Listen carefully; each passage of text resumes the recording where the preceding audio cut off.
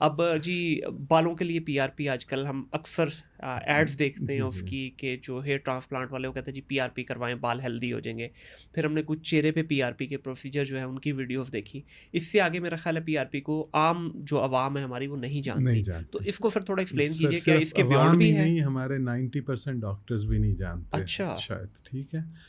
देखें, regenerative medicine इसका सबसे पहला जो बुनियादी स्टार्ट है वो पीआरपी से भी आसान एक ट्रीटमेंट है जिसको हम कहते हैं प्रोलोथेरेपी।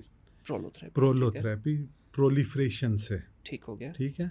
उसमें ये जो आम आपकी ये जो ग्लूकोज़ नहीं होता जी, डेक्सट्रोज़ जी। वाटर, ये जो ड्रिप लगती जी, है बिल्कुल, किसी बिल्कुल को, ऐसे ही ठीक है? है। हाँ जी। तो डेक्सट्रोज़ को हम यूज़ करते हैं मुख्तलिफ जगहों पे। हम सर के बाल से लेके पाँव के नाखून तक, आपको गर्दन के पट्ठों का है, मोरों का हुँ। है, ठीक है? और इश्यूज़ हैं, तो वो हम मुख्तलिफ जगह पे डेक्सट्रोज़ की कंसंट्रेशन को सुन्न करने वाली दवाई के साथ मिक्स करके इंजेक्ट करते हैं। इसकी कॉस्ट कोई नहीं है हुँ। और बेहतरीन रीजनरेटिव इफ़ेक्ट आता है।